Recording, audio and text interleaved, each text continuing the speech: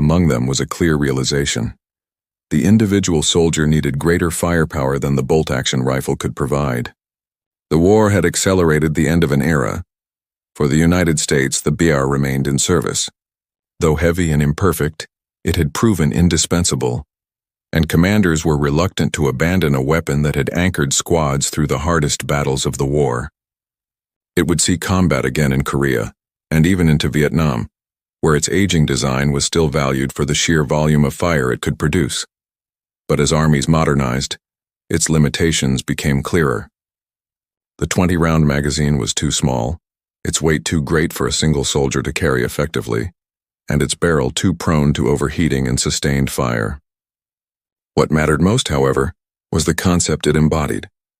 The BAR had demonstrated that every squad needed its own automatic weapon, not crew-served, not restricted to heavy machine gun positions, but carried by ordinary infantry.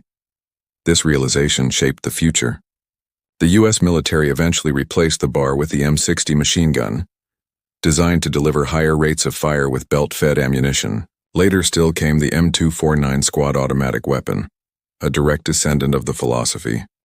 Pioneered by Browning's rifle, the principle was the same: portable, distributed automatic fire as the backbone of small unit tactics.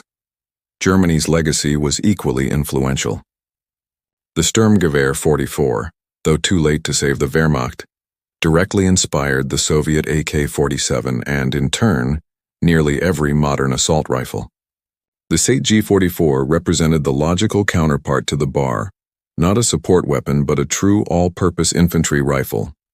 Where the BAR and Mauser had clashed, post-war armies fused their strengths, the accuracy of rifles with the firepower of automatics. For the Mauser, the end was bittersweet.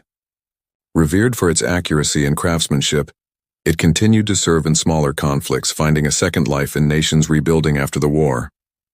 Yet its dominance as the soldier's primary arm was over. Against the tide of automatic weapons, it became a relic, respected but obsolete. For veterans, the memory was sharper. American soldiers often credited the BAR with saving their lives in desperate firefights. German veterans spoke of the frustration of facing enemies whose weapons spat fire without pause. To them, the Mauser was still a soldier's rifle, but one trapped in the wrong century.